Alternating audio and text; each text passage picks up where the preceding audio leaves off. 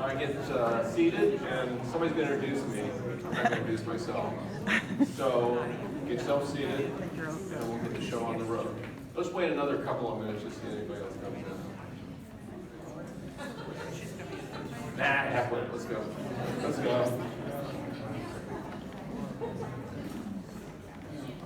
Well, good evening, ladies and gentlemen. Welcome.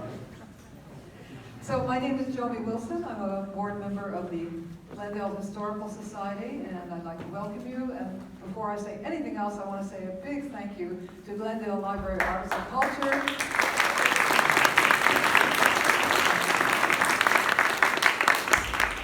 Yes, for co-sponsoring this wonderful event. If you were here on January 30th, you'll know that you're in for a fantastic treat. Paul Ayers, our wonderful speaker tonight, gave a terrific talk on Ride the Red Cars to Glendale. Who was here on March 30th? Wonderful. So, and who was not? Who's not been here? You're really busy. All right, yeah, you missed something fabulous, but tonight is going to be even better. So, as you may know, the Glendale Historical Society is celebrating our 40th anniversary this year.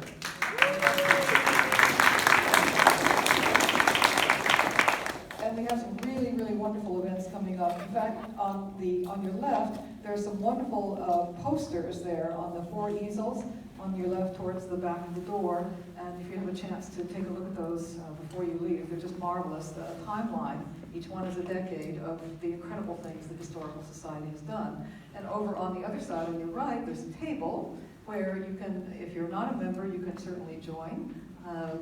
Marcia there is holding a little brochure. Well done, Marcia, thank you. I want to say a shout out to Marcia Hanford, because she is in charge of all of these.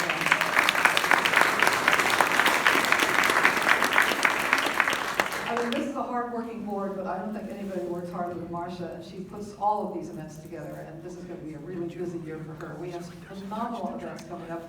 Our next one, March 10th, it's a lecture about the architect S. Charles Lee, and a private, exclusive backstage tour of the Alex Theater there along with that, so don't miss that. Yay, Alex Theater.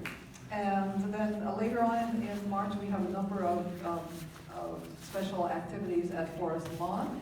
A couple of lectures and garden tour, just some phenomenal things. So if you haven't gotten the brochure, we have a wonderful calendar of events over there on the table. There are just a few left, and when they're gone, they're gone. So pick one up if you haven't gotten one. And by all means, sign up Paul Ayers' mailing list if you are not on that, if you're interested. So before I introduce Paul, just a couple of housekeeping notifications. First of all, he's going to do his lecture, and then he's going to show a short film, which takes place in Glendale. So it's going to be really wonderful. After that, we'll have Q&A. So stick around if you have more questions for Paul after that. Photos during the program are okay, just as long as you please don't use flash. But probably take a selfie with him afterwards. He's very good about that. He charges a very reasonable fee also. If you parked in the city structure, be sure to get your parking validated. You can do that downstairs at the library checkout desk. And the bathrooms, if you need one, are also downstairs. You can either take the stairs, or if you don't want to do that, you can take the elevator on the other side, on the left side. So Paul Ayers is a 4th generation Southern Californian, and he's a descendant of a Ventura County pioneer family. And after receiving a degree in history from UC Berkeley, he worked in the entertainment industry in various capacities, but he then became an attorney. But he always remained fascinated by both classic film and local history. Paul's a collaborator on a series of books written by John Bankston called Silent Echoes, Silent Traces, and Silent Visions. I think there's a theme there. And some past books focused on films made by Buster Keaton, Charlie Chaplin, and Harold Lloyd.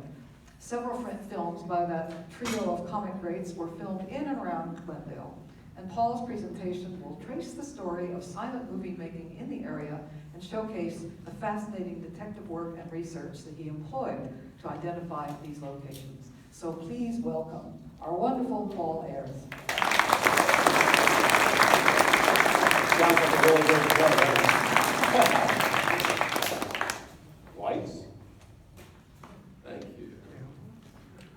Okay, name of the show is Silent Glendale. Finding Keaton, Chaplin and Lloyd in the Jeweled City. Now, one of the things I do a bunch of things, but one of the things I do is I find movie locations of these three guys, Keaton, Chaplin, and Lloyd. Between 1915 and 1930, the silent clowns got out of the studio. Camera advances allowed them to go out into the area and shoot wherever they wanted to, and this is before the years of permits and so on. So what they were doing was wilding, but it wasn't wilding them. What I do is something like this. Okay, here's Buster Keaton about to get the proctologist's revenge. They didn't keep a lot of good records about where they did these things. They didn't think it was very important. So we have to be detectives to find out where these places are.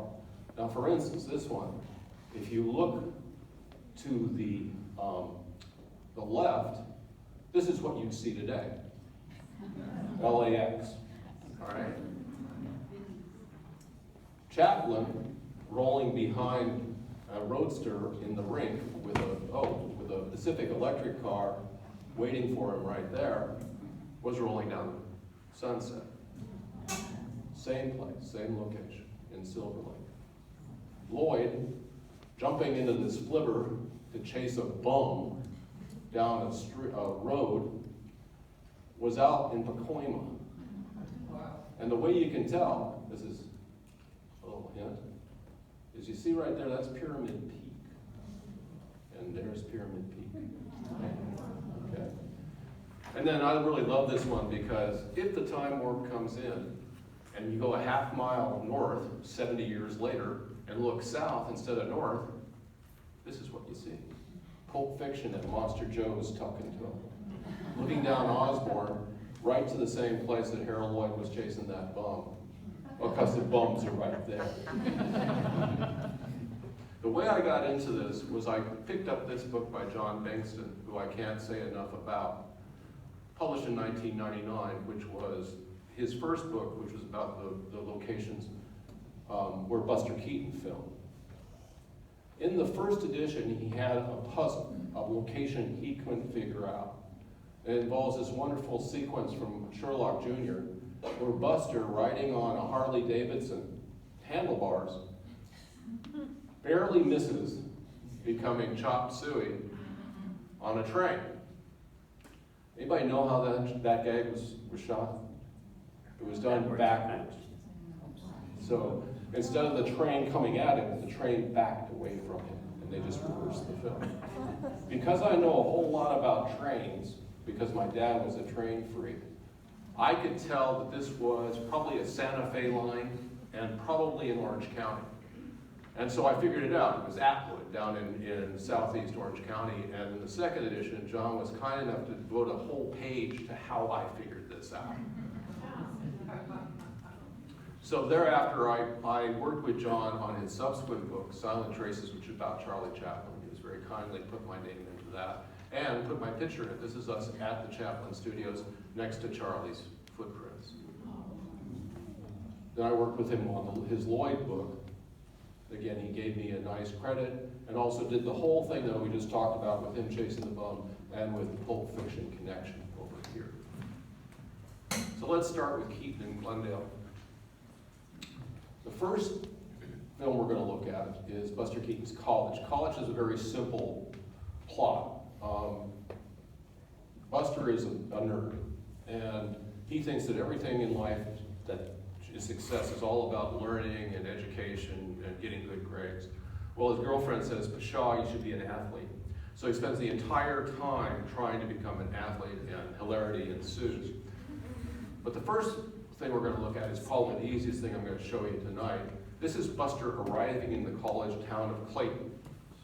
Is there anybody in the audience tonight that doesn't know where that is?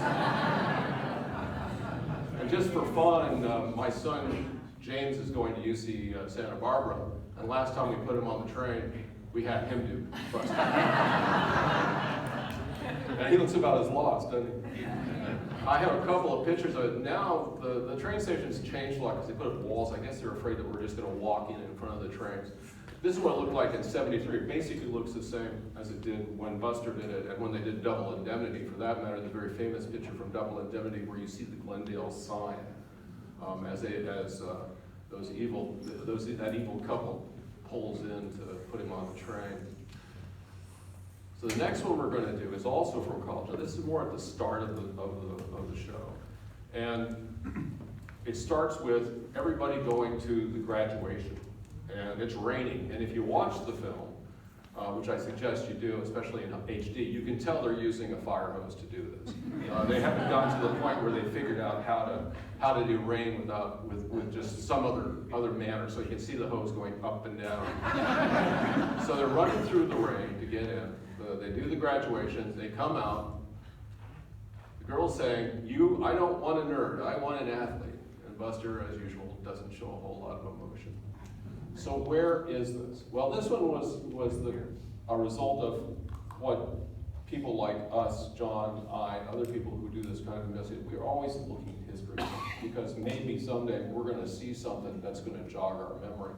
And that's how we discovered this one. John found out it was the Glendale Union High School. And you can see up here at the top, 1908, and if you, sometimes, I should have gotten a better one of this, you can actually see Union High School. So back in 1908, they built this wonderful Glendale Union High School, and then when the high school moved out to where it currently is out on Broadway, this was the original home of Glendale City College, and then it was torn down in the 30s. It's one of the wonderful things is that back in the days when they went to high school, you made postcards out of high schools. Imagine a postcard with a high school. And two of them. Get over that. Huh? Okay, and then here it is in 1908. So this is the year it was built. This is from Brand Boulevard. This is the first of the old Pacific Electric trains to arrive in Glendale. That's the old Glendale Pacific Electric station. And there it is. No, so how could you replicate this shot today? Well, you actually can. This is what's called a Sanborn insurance map. Back in the old days, and this is a fantastic tool that we discovered and is now online. You can get it through the Los Angeles Public Library, other libraries. Back in the beginning of the 20th century, insurance companies were all on the East Coast. And so in order to determine how much it was going to, how they were going to underwrite and how much they were going to charge for insurance, they had to have some way to determine what the building was and how it was built, etc.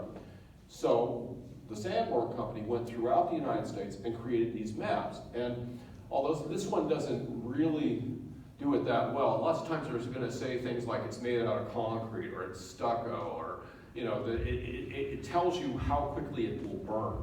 But in terms of what we're talking about, here's the area where Buster and the girl and everybody else walked out of. So this is the very front of it.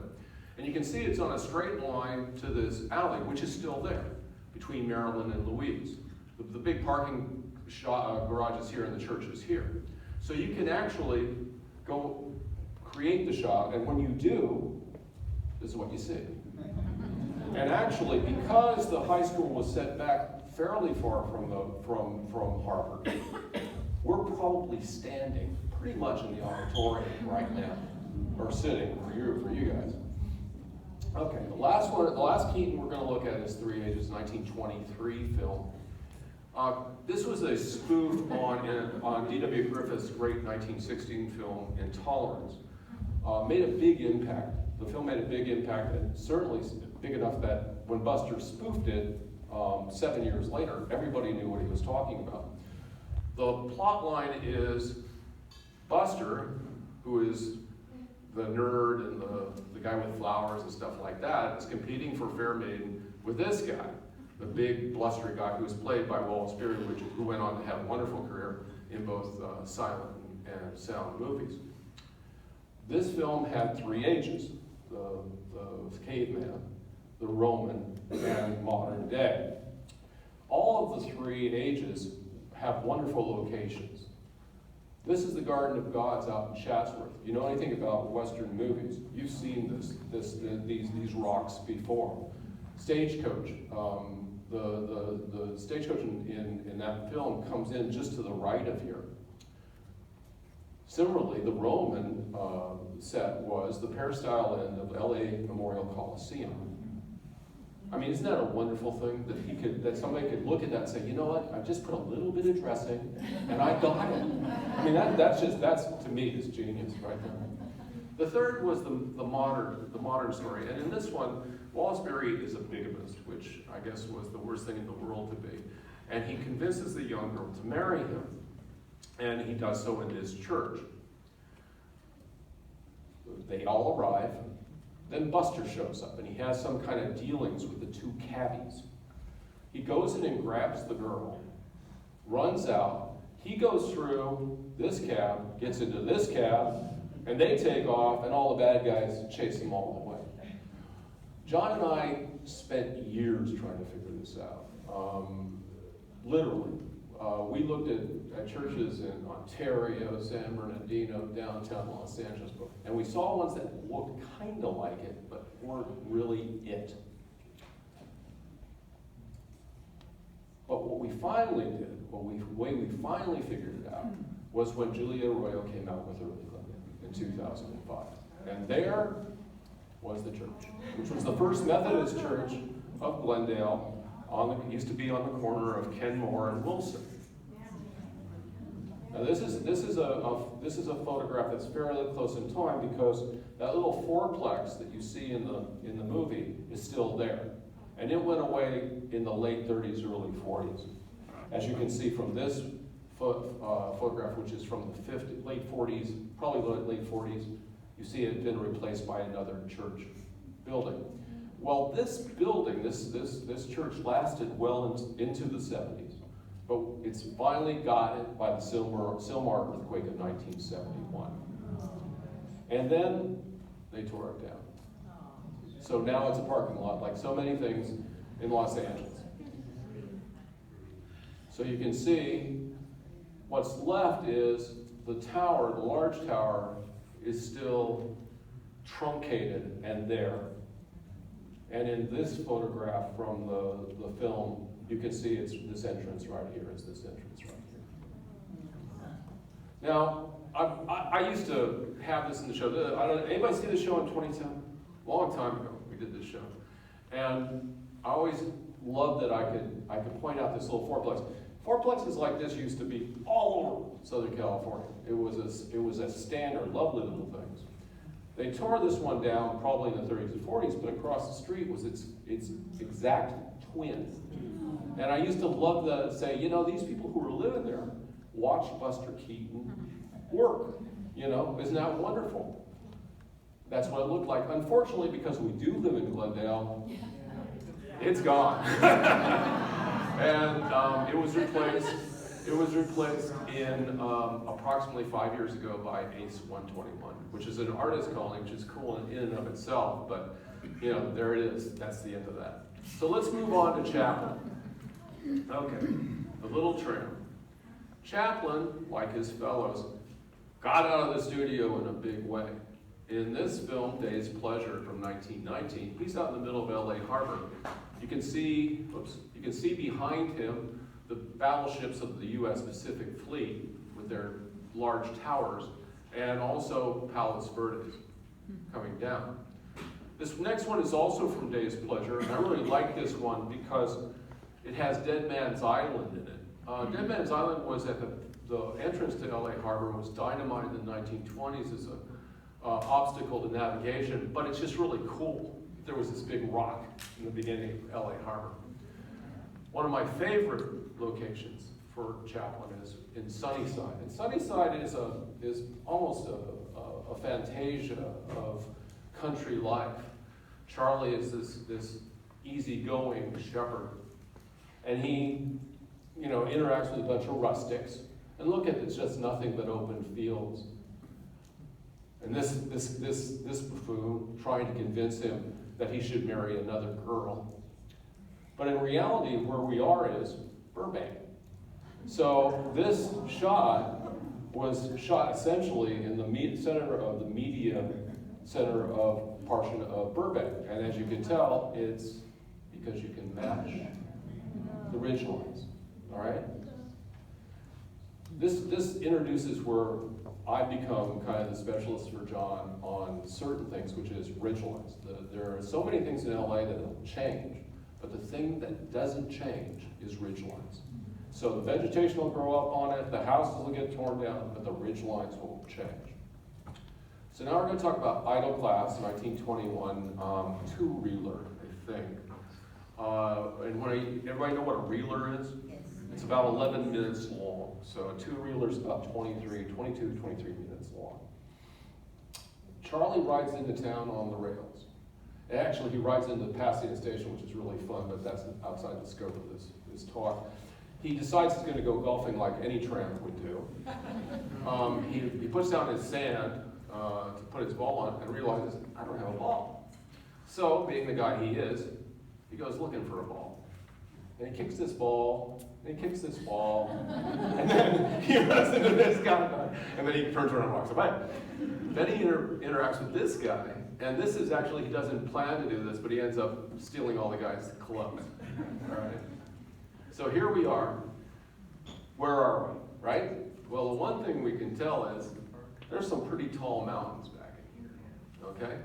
So you got to learn a little bit of geology and geography, or actually geography, not geology. This is a relief map of Southern California. If you look to the south, you're not going to see mountains. Usually, if you look to the east or west, you're not going to see mountains. But if you look to the north, you're going to see mountains. So more than likely, that shot is looking north. The other thing we know about that shot is it's in a golf course that's fairly developed for 1921. So it lets out a lot of the more normal things that we would think of: Riviera, LA, those country clubs which were set. But what it doesn't let out is a very early golf course in our area, which is Griffith Park. So I pretty quickly figured that this was a good possibility for this location. And I went over to Wilson Golf Course by the clubhouse, and there's a parking lot behind it, and got up on that. Now, I could have gone down on the golf course, but because of vegetation growth, you can't see anything. So you have to get above it, right? And you look out there, you see this gorgeous, vista of the Verdugos, the San Rafaels, and the San Gabriels behind it. But because of the type of film stock that was used at that time, it didn't have a lot of depth. So you tended not to see very far in the distance. But I very quickly determined that these were the ridge lines that we were looking at. So these ridge lines here are the same ridge lines we're looking at here. Similarly here, the ridge lines that we're seeing here are the same ridge lines we're seeing here. So that led me to the conclusion that I was right, that this is where it was shot. There was more things that helped me, confirm this. There's a little hill that we see in the back of Charlie in this shot. The hill's still there. You can't see it too well because it's covered with vegetation, but it's still there. Similarly, there's this funny hill here with this bottom cut out. I assume the bottom, the vegetation was cut back for the purpose of golf. Well, here it is again. This is a shot from 1918 of golfers at Wilson. It wasn't called Wilson then, it was called Riverside. But you can see that same hill and the same cutaway. Here comparing. And then I came across this one, which gives you the whole shot, which is the hill and the hill here. Which led me to conclude that the best analysis is that Charlie was just off the first green at Wilson. Here's the two hills here. And that little place back there, that's Glendale. 1921. So again, we're going to go back to the idle class. Charlie's still golfing. Boy, he can't get enough. His ball's right there. Okay, so he's approaching it. But this officious fellow says, that's my ball. And Charlie, being a good sport and all, he backs off. Guy takes his swing and splash, he goes into the water. The key to this location is that slope. Most of us have driven past that slope literally hundreds, if not thousands of times, because it is probably the most prominent natural feature in the Glendale area. What it is Beacon Hill. All right? This was a really lovely picture looking down the LA River Valley by William Henry Fletcher in probably 1887, 1888. Here's another shot of Beacon Hill. It's called Beacon Hill because when Glendale Central Airport was over in West Glendale, there was a beacon on top. And if you go up there, you can still find remnants of it. I've never heard of it. Where exactly? You know what? You can't talk to me when I'm doing my show. You can hold it for later, but otherwise you're gonna come up and get the show. So this is the river before the concrete. And as you can see, there's a lot of empty space on where little water courses could go. So and here's the Fields Bridge, by the way. And what Charlie is giving us to us is a sense of what the river was like before it was put in the concrete jacket. Now here it is today in its concrete jacket. Here is Beacon Hill close up. And as you can see, this is where he was. He was right in front of Beacon Hill. And if you can actually take it and do this.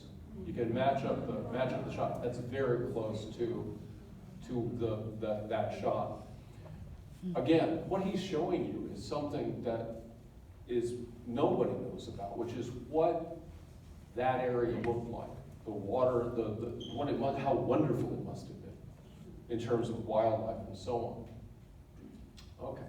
The last thing we're going to do with Charlie is the circus. It's from 1928. The circus was a very difficult shoot for Charles Chaplin. He had marital problems and financial problems, which were caused by the marital problems. And the filming on it took a year and a half, when the usual amount of time he would spend shooting was usually 2 to 3 to 4 months. So it was very, very difficult on him. The movie has a fairly simple plot. It's a tramp movie. The tramp joins a circus, falls in love with an equestrian. Hijinks ensue. But and then ultimately the equestrian dumps him, goes with some stiff, and that's the end of that. But as I said, it was a very difficult shot, and in a way, what really epitomizes the shot is what happened on September 28, 1926, when all the scenery got burned up. And this is Charlie's not acting in this picture. Charlie is devastated at what has happened to his. It just was horrible for him. At any rate, what we're going to talk about is the finale. Now, I start by telling you we knew that the finale was shot in Glendale. We had enough of the daily records to tell us that. We didn't know where. In the finale, the stiff and the equestrian are told by the boss to get into the wagon we're going to go. Charlie watches them. He says that he's going to go with them, but you know what? Three's a crowd, so he's not going to do that. So they get the wagons moving out.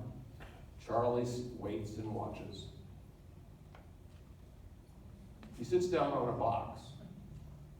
I tell you, is that pathos or is that pathos? That guy, there's nobody like Charles Chaplin. Nobody.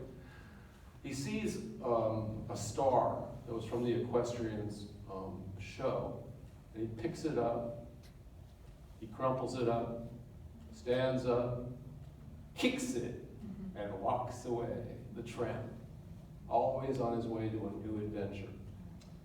Okay, so where are we? We know we're in Glendale, right?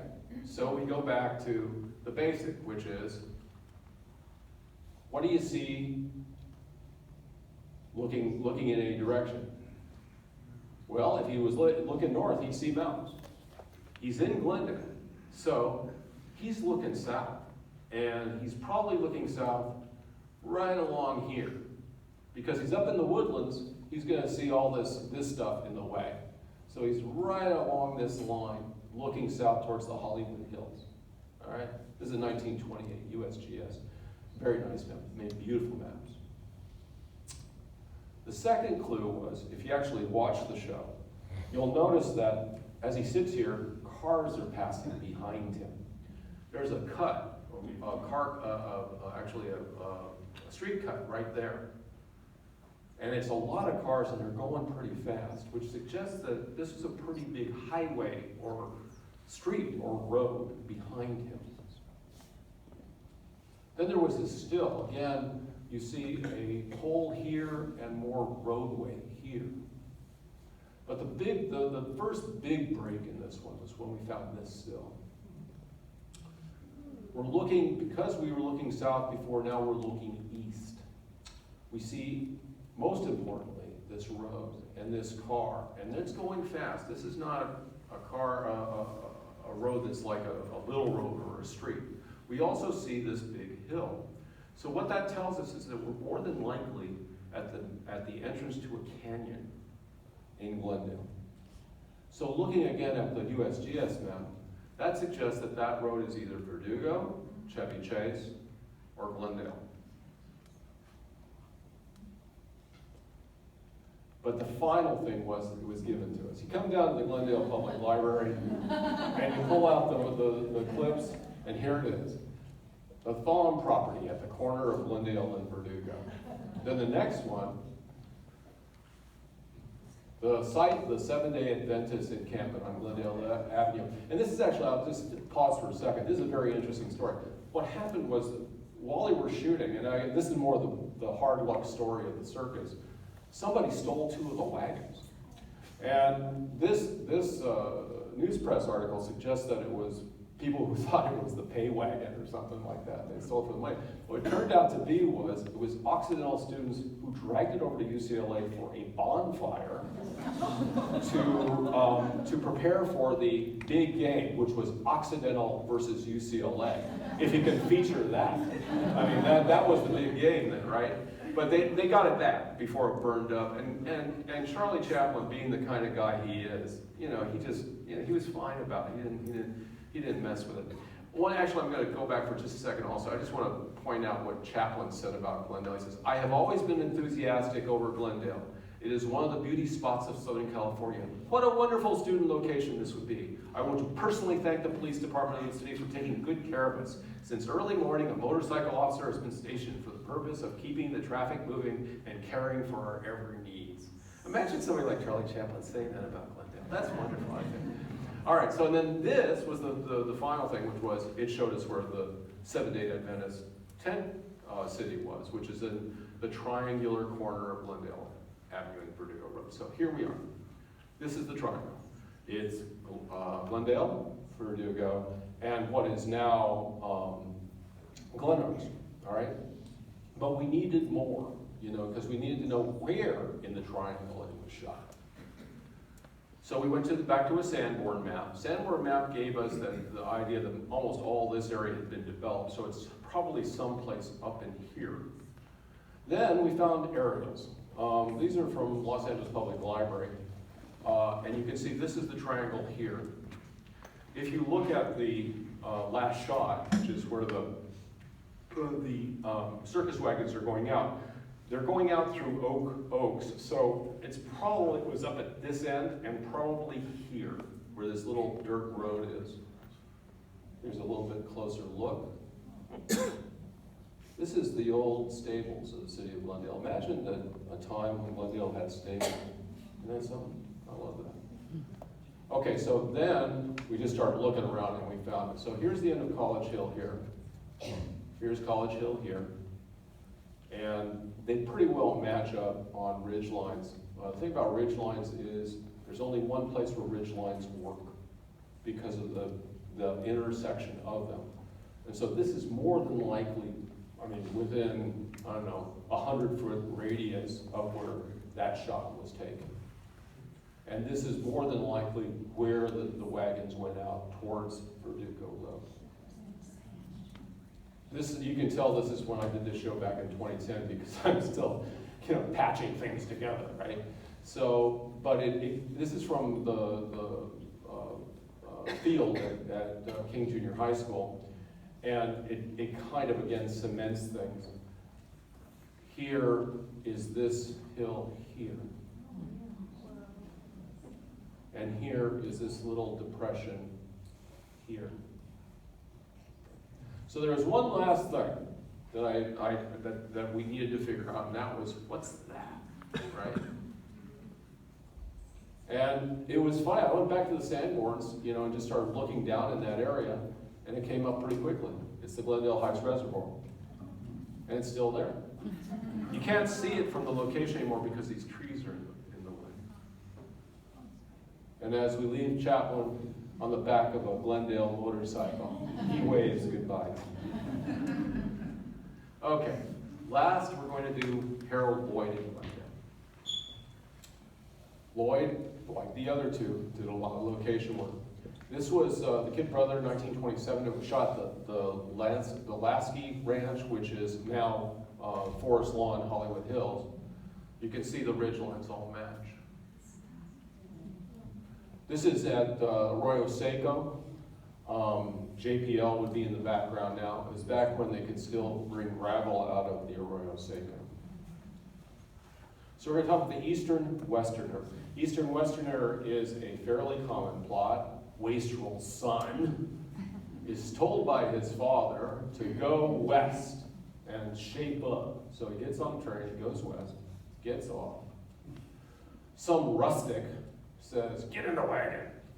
Gets in the wagon. Unfortunately, he's not sitting in the wagon, he's sitting on some right? Hilarity ensues. He runs after the guy, and he gets to the Wild West town. I think in this one it's Panama or Panamint City or some darn thing. Paiute Pines or something. So he goes there, meets the girl. The girl is threatened by the evil villain. He gets the girl. The evil villain says, "Call out the angels. We're going to get this 10-foot across the state line." So they call the angels, and one of the angels, they're a bunch of guys in flour sacks. I don't know, man. It was pretty weird, but that's what they did. They wanted to be in disguise, so they put on these flour sacks and cut out the eyes. So they scramble around a little bit. Finally, the boy gets away. He jumps on a horse. He runs away on this horse. They go along the ridge line, go down into a little valley. He gets off. They get off. The girl gets off. The train comes. They all think he's on the train, but he's not. And he springs out, and the girl and he go off into the sunset. Okay, let's break it down. First, we're going to talk about the train. The train, honestly, it's not in Glendale, but it's just too cool not to talk about, okay? Here's the train. Now, the first thing I got to tell you, when I saw Eastern Westerner for the first time, I already knew where this was because so many movies have been made on this line. You notice there's a lot of sand around here. That's because it's very close to the ocean. Back in 1888, the Santa Fe line, through its subsidiary, the Southern California Railway, built a line between Inglewood and Redondo Beach. And keep in mind, one of the stations was Weisburn. Weisburn is going to come back soon. The line was successful for a while. I mean, this is 1888. There's nothing else going on, so you're going to take a train, a steam train down there. But by the 1920s, the Pacific Electric had built a high-speed line down to there, and there were cars. And basically what you had was the Santa Fe had basically a line that nobody took, used it for a little bit of freight, but it was a well-made line, could do high speed, and it could carry passenger consist. So it turned into the movie line. Okay, so many movies were shot at. This is The Blacksmith, which we saw at the beginning, was shot just north of Weisburn. Notice these trees over here. There's a windbreak. You're going to see them again. The one really cool thing about this is that usually with train stuff, and streets for that matter, they would disguise the name. But on this one they did. So Atchison, Topeka, and Santa Fe. Okay, so you know it's a Santa Fe line. This is Intolerance, 1916. If you've never seen Intolerance, do it, man. It is one of the best movies you'll ever see. It's a wonderful movie. And in this scene, This is the modern part of intolerance. They're racing to block that train because the governor is on that train, and he's going to pardon the kid who's about to get home, right? Well, remember those windbreaks? There they are again. Okay, they haven't gotten away. So they stopped the train at Weisburn Station. Weisburn, right there it is. And here in the goat, again, there's the trees, always there. Buster arrives at Weisburn Station. So it was this cool thing. If there was enough material, I'd write a book about it, but there simply isn't enough material about it. But it's really cool. So let's go back to Eastern Western. Okay, so this is the train coming back to get the boy at the end of the film. You darken it up, and you see this ridge line here. Okay, we go over to the beach, Manhattan Beach, and it's Palos Verdes. It's Palos Verdes. Also now we have the boy, arriving, and you'll see this little white thing right here. It's hard to see here, but it's there. It also shows up when he walks away with the girl. But what it is it's Standard Oil tanks at El Segundo. And if you look at an aerial picture, here's the line here, and this is the tanks that he saw. So looking at these different things, you can tell that the film was shot right about here, coming around this corner. All right, the train station. The train station, in certain ways, was probably the easiest part of the analysis because, don't you know, Dale. So it's not Irwindale, right? Don't think so. No, it's the old Tropico/Glendale station. Now, it's Tropico from 1883 when it was built, in 1918 when Tropico was annexed to Glendale. These are strawberries. Imagine strawberries being exported from Glendale. Another shot of the Tropico station from the front. This is Glendale. When it was a Glendale station, it was used in a few films as well. This is Max Linder's 7 Years Bad Luck. Interesting film, and a lot of stuff on the station in that. So this is what the station looked like. It was the Glendale station, same building, but from 1918 to 1923 when they tore it down and built the Spanish thing that we saw at the beginning of the show. This is a Lon Chaney film called Ace of Hearts that was shot around the station. I would always suggest any Lon Chaney film, but this one is particularly disturbing. He's disturbing in and of itself, but one of the cool things about it is these houses are still there, south of the tracks. Okay, the Wild West town. So we had this Wild West town. I was just Googling. I started doing this in '99, and you didn't really Google a whole lot in 1999. You just kind of went to libraries and did things like that. But I was Googling as we a little bit further, and I came across this. This is a studio that went through a lot of different names. It was the Pathé, it was the Astra, it was the Calum. A lot of different names for this one because it reflects the fly-by-night nature of filming in that time. But and also it says it's in Los Angeles, but I learned pretty quickly it was in Glendale. But clearly it's the same place. And this, I just found this photograph, I think 2 weeks ago, of the studio, and you can clearly see it because there's Menthon right there at the end of the Verdugos. But going back, always look for those sandborns. This is a sandborn. It shows you where the studio was. Here's what is now Monterey, Verdugo, and Glendale. So it was just down from where Charlie Chaplin shot the finale of the circus. And they had this really nice kind of detail shot of the studio. They're calling it the Astra, whatever. Notice that it's Verdugo Road, and also remember that they're noting that there's an orange grove across the street. And looking a little closer, you'll see there's a row of frame motion picture sets. That's what you're seeing. That's the town, It's the set. It's the set. It's the set. So looking at it now, it's at basically the Woodbury and Verdugo Road. That's what it looks like today. Now we're going to do the chase. Okay. So to do the chase, we found areas. Here we are. This is Chevy Chase here. Verdugo here. Remember the orange grove? There it is. Imagine an orange grove that big, right next door to you in Glendale. I mean, that's just wonderful. Get a little bit closer, and it's someplace around in here, where the studio was. By this time, the studio was gone. So if we look, we see there's all these kind of dug-in kind of streets, dirt roads that they used for the different filming. If you look at this, here they are. You can see them right here. So the chase starts here. The boy goes up the hill, the blue line, and then goes across on loop up to the top. And this is what it is with all the street names in. And that's what it looks like from down in the town now. So Luton's up here where these houses are. And this is where the Wild West town was. As you recall, the film ended in a little valley or canyon. All the bad guys get off their horses, and the girl gets off her horse. Well, this one was pretty easy. I'm not sure, where exactly this was, but generally speaking, it was in the woodlands. And if you look at the composite, you can see clearly the San Gabriel's behind.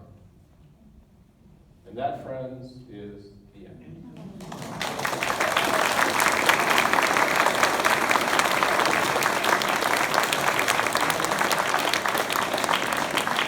Now, if I can manage this, I'm going to we're going to get rid of this, and we're going to look at Billy Blazes. Yeah, here we go.